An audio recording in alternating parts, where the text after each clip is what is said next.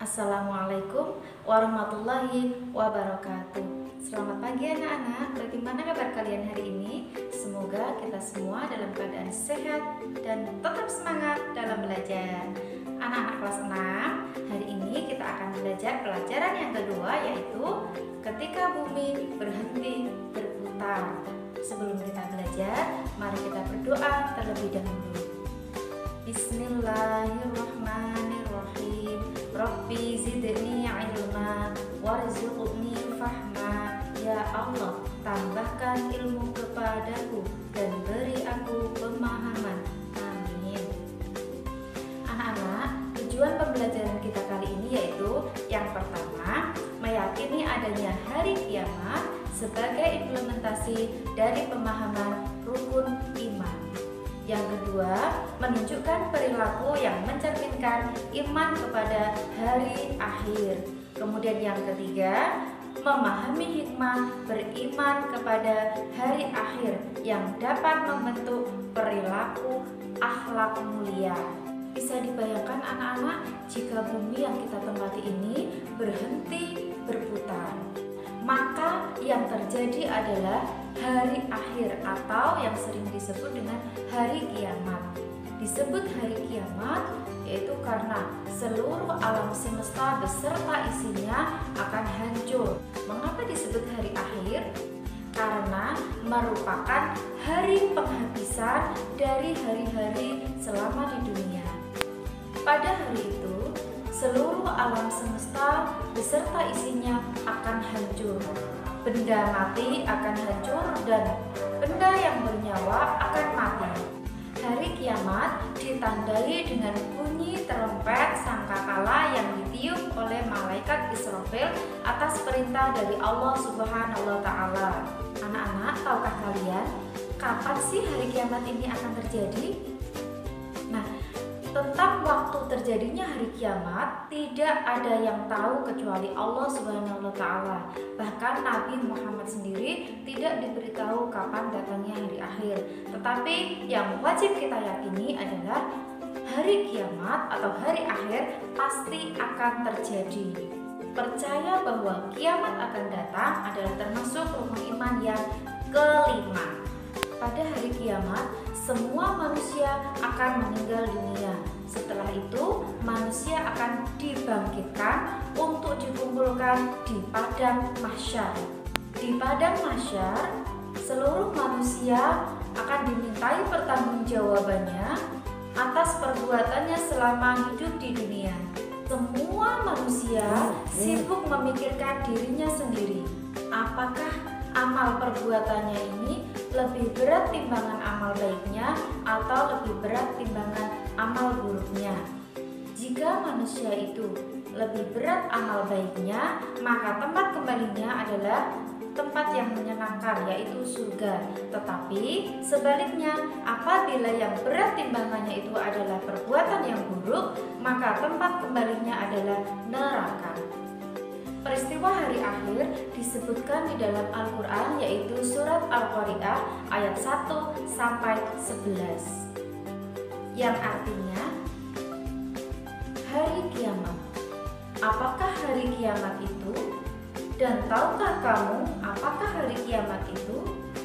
Pada hari itu manusia seperti lalat yang berterbangan, dan gunung-gunung seperti bulu yang dihambur-hamburkan. Maka adapun orang yang berat timbangan kebaikannya, maka dia berada dalam kehidupan yang memuaskan. Dan adapun orang yang ringan timbangan kebaikannya, maka tempat kembalinya adalah neraka hawiyah. Dan tahukah kamu apakah neraka hawiyah itu? Yaitu api yang sangat panas. Anak-anak, pernahkah kalian terkena bara api? Ya, jika pernah, bagaimana rasanya? Tentu sangat panas. Dan ingat, itu panas bara api di dunia. Sedangkan panas api neraka itu jauh lebih panas dibandingkan bara api yang ada di dunia. Apalagi api neraka yang bernama hawiyah. Tentu panasnya sangat dahsyat. Selanjutnya anak-anak, macam-macam hari kiamat. Jadi kiamat itu ada dua. Yang pertama adalah kiamat sughra atau kiamat kecil. Kemudian yang kedua adalah kiamat kubro atau kiamat besar. Kiamat sughra adalah hancurnya alam semesta di sekitar kita. Contohnya seperti gempa bumi, tanah longsor, gunung meletus, tsunami, dan kematian seseorang. Kemudian jika kiamat kubro yaitu hancurnya alam semesta beserta isinya, sehingga semua makhluk yang bernyawa akan mati. Tanda-tanda hari kiamat: yang pertama, banyak ulama muslim yang wafat. Yang kedua, ilmu agama dianggap tidak penting lagi. Yang ketiga, kemaksiatan dan kejahatan merajalela. Kemudian yang keempat, banyak laki-laki yang menyerupai perempuan, begitu sebaliknya. Yang kelima, banyak peperangan dan kerusuhan di muka bumi. Kemudian yang keenam yaitu minuman keras dan barang terlarang beredar merajalela sehingga kriminalitas berada di mana-mana.